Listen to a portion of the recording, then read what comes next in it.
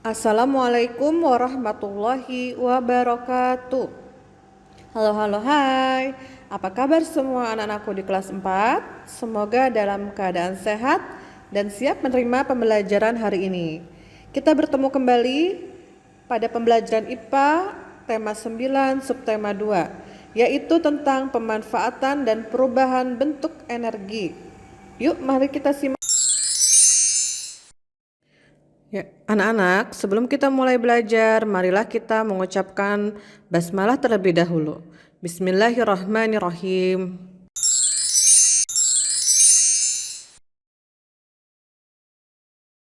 Sebelum kita mulai belajar, mari kita simak terlebih dahulu tujuan pembelajaran kita hari ini. KD-nya masih 3.5, memahami berbagai sumber energi, perubahan bentuk energi, dan sumber energi alternatif dalam kehidupan sehari-hari. Setelah menyimak video pembelajaran ini, kalian akan dapat menyebutkan pemanfaatan energi dalam kehidupan sehari-hari dan juga dapat mengeksplorasi perubahan energi dalam kehidupan sehari-hari. Masih ingatkah kalian apa itu energi? Ibu review ulang yang pertemuan kemarin bahwa energi adalah kemampuan untuk melakukan suatu pekerjaan. Energi tidak dapat diciptakan dan tidak dapat dimusnahkan. Namun energi bisa berubah dari bentuk satu ke bentuk yang lain.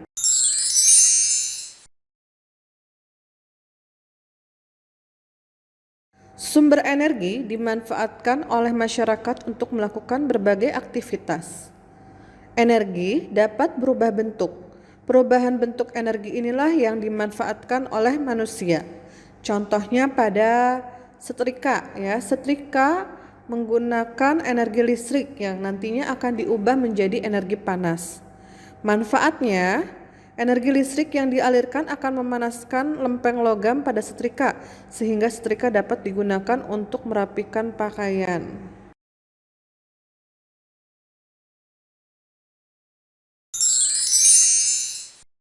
Kemudian kita juga akan mempelajari beberapa jenis energi pada subtema 2 ini. Di antaranya energi panas, kemudian energi bunyi, dan energi listrik. Yang pertama kita bahas adalah energi panas. Energi panas disebut juga dengan istilah energi kalor. Dimanfaatkan untuk mengeringkan atau memanaskan benda lain. Energi panas terbesar di bumi adalah matahari. Sumber energi panas yang lainnya misalkan api dan gesekan antara dua benda. Yang kedua adalah energi bunyi. Energi bunyi adalah energi yang dihasilkan oleh benda-benda yang dapat menimbulkan bunyi. Misalkan gendang dan gong yang dipukul akan menghasilkan bunyi. Gitar yang dipetik menghasilkan bunyi karena terjadi perubahan energi, yaitu dari energi gerak menjadi energi bunyi. Yang ketiga, energi listrik adalah energi yang memiliki arus listrik sehingga dapat menghidupkan peralatan elektronik, misalkan menghidupkan kipas angin, AC, televisi, dan sebagainya. Sekarang tentang perubahan energi. Bentuk energi yang tadi Ibu sebutkan dapat mengalami perubahan menjadi bentuk energi yang lain. Perubahan bentuk energi inilah yang dimanfaatkan oleh manusia untuk berbagai aktivitas. Berikut beberapa contoh perubahan bentuk energi dalam kehidupan sehari-hari. Mari kita simak. Perubahan energi yang pertama yaitu energi listrik menjadi energi gerak. Contohnya pada peralatan elektronik adalah pada kipas angin, ya, dan juga mesin cuci. Perubahan energi yang kedua yaitu energi listrik menjadi energi panas. Contohnya pada setrika, kemudian oven, kompor listrik, dan sebagainya. Perubahan energi yang berikutnya adalah energi listrik menjadi energi bunyi. Contohnya pada radio, gitar listrik, dan bel listrik. Perubahan energi yang keempat adalah energi listrik menjadi energi cahaya dan bunyi. Kalau yang tadi kan bunyi saja. Nah, kalau yang ini cahaya dan bunyi. Contohnya pada laptop ya atau komputer, kemudian HP dan televisi. Perubahan energi yang kelima adalah energi kimia menjadi energi gerak. Contohnya adalah makanan yang kita makan. Makanan itu ada termasuk energi kimia. Nantinya akan menghasilkan tenaga untuk kita dapat bergerak. Jadi perubahannya dari kimia ke energi gerak. Kemudian contoh sumber energi kimia yang lainnya adalah batu baterai, kemudian arang, dan gas LPG. Perubahan energi yang keenam adalah energi panas menjadi energi listrik. Contohnya adalah panas matahari dapat diubah menjadi energi listrik dengan alat yang disebut panel surya seperti yang terlihat di layar. Energi listrik tersebut digunakan untuk menyalakan peralatan elektronik di rumah. Perubahan energi yang ketujuh ini agak unik ya, jadi perubahan energinya 2 tahap.